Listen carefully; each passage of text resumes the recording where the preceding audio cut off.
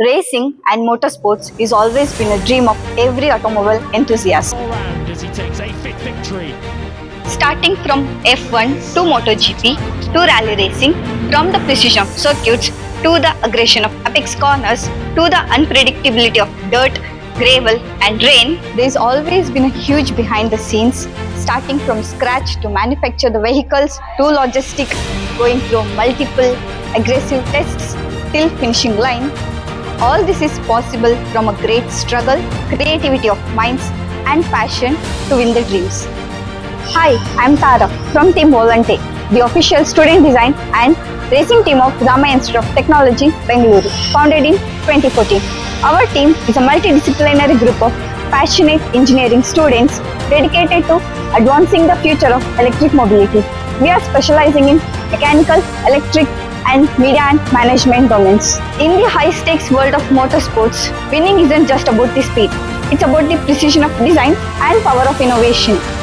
From initial concept development and CAD simulations to manufacturing, fabrication and testing, we build high-performance electric off-road vehicles and go-karts from scratch. Since 2014, we have been conquering prestigious competitions with excellency and innovations. In the last 3 years, in 2023, we participated in Edgeline Go-Kart Championship and emerged as overall champions while securing first place in endurance, autocross, business plan and skid pad. In 2024, again, we participated in Edgeline Go-Kart Championship and achieved first place in business plan. Followed by 2025, we participated in DKDC and became overall champions in EV category while successfully completing all technical inspections and tests. EV go-karts, what do you think about it? Are they 100% clean? In my opinion, no. But still, they are better. Here's the truth. In petrol cars, they pump out fumes, CO2 and noise in every bit of it. In EVs, there is no smoke, pure silence with zero emission while driving and lower the maintenance with better efficiency. Sounds perfect, right? Well, there is a catch. Batteries. They need mining and energy to produce.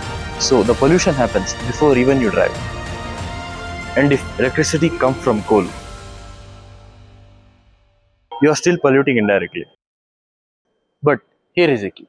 Over a time, electric cars still win. We have optimized the car to be cost effective while providing the maximum performance.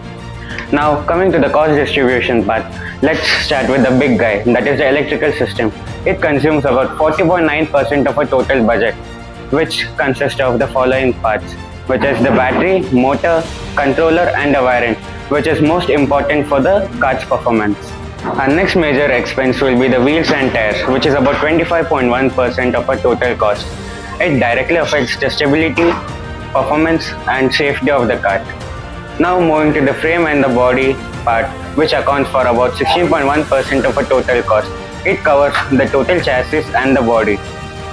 Now coming to the steering system, which is about 6.6% of a total cost, and then comes the brakes, which is about 2.6%, and at the last comes the miscellaneous cost, which is about 8.6% of a total cost. Now coming to model, we majorly have 3 models and we are going with Itzy, which is basically an entry-level model and which mainly focuses on youth and beginners. And now coming to chassis, it is like mild steel tubular and reinforced bumper.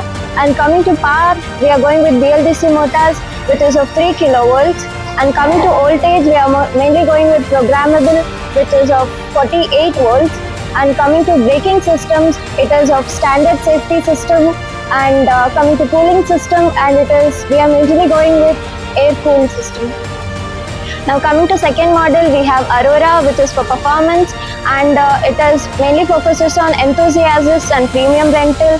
And coming to chassis, it is like for high strength and reinforced steel. And coming to power, we are going with BLDC motor of 6 kilowatt. And coming to voltage, we have like 72 volts programmable. And coming to braking systems, we have like dual hydraulic discs. And coming to cooling systems, we have like air-cooled system. Now coming to the last and latest model, which is Inferno, and which is for pro racing, and it mainly focuses on competitive racing. Now coming to chassis, it is of lightweight chromoly, and coming to power, it is of like 10 to 12 kilowatts for high performance, and coming to voltage, it is of like 96 volts, which is of lithium, and coming to braking system, it is like performance hydraulic, and coming to cooling systems, it is like liquid cooling system. The global go-kart market is growing at a rate of 5.5% every year, which by the end of 2034, it would be somewhere around $477 million. A huge number, right? What is even more exciting, the global EV go-kart market is growing at a rate of 7.1% every year. So how are we going to place ourselves in such competitive market? The most important point here is pricing. When we compare with the traditional IC engines, our EV go-kart would be somewhere around 1.9 to 2 lakhs, the manufacturing cost. And when you compare with the traditional IC engines, it will be somewhere around 3.4 to 3.5 lakhs. And here it is, built with passion and powered by engineering and ready to race. So you guys might have a lot of questions how the go-kart has been built and manufactured. So I'm here to explain how the go-kart actually is being designed. So first and the foremost step, we design the chassis, which is a basic and important step in the designing of go-kart. So basically the chassis is being designed in the software and maintain the factor of safety of 1.1.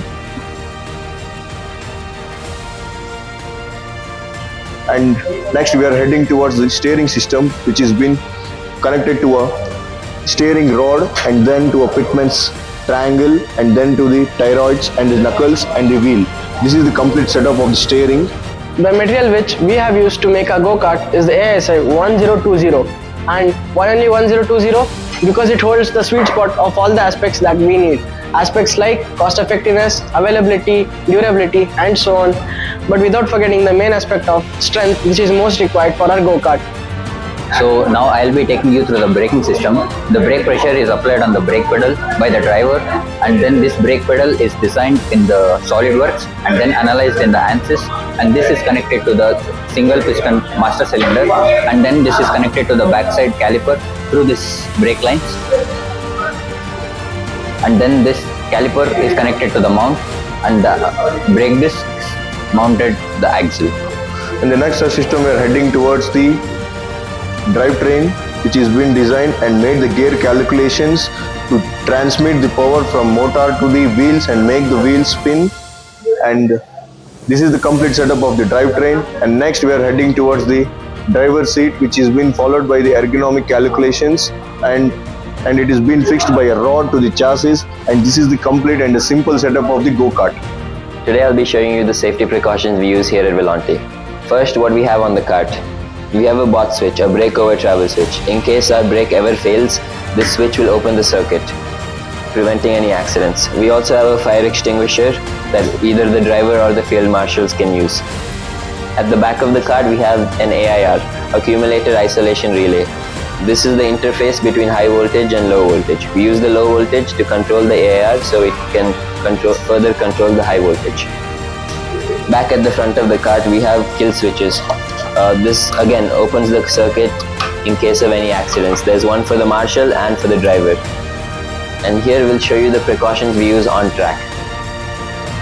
First, for our driver, he has a full body suit from neck to ankle, and it's fire resistant. Our helmet is a dot rated helmet, and for our members on track, we have a high visibility jacket to ensure that everyone is seen on the track.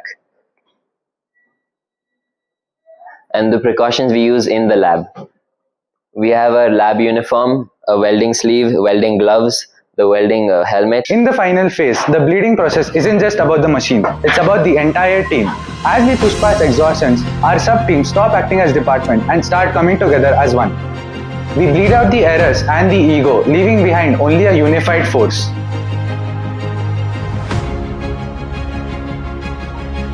To quote the legendary Enzo Ferrari, I have never considered myself an engineer or a manufacturer. I consider myself a promoter of people.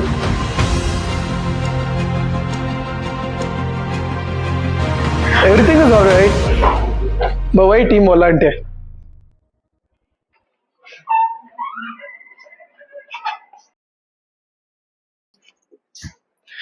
Bro, it's 2026, world is going EV and you're stuck with IC engines. fossil fuels will end one day. Maybe not today, but tomorrow for sure. So that we make sure that in our Team Volante we bring engineering at its peak. We make EV vehicles which bring out the most efficiency and most instant amount of torque at the lowest amount of energy consumed. So that we make sure that we bring out the best out of the vehicle, and that's why we have built the ultimate EV go-kart. Let me say you. We rise, we push, and we conquer. We are Team Volante.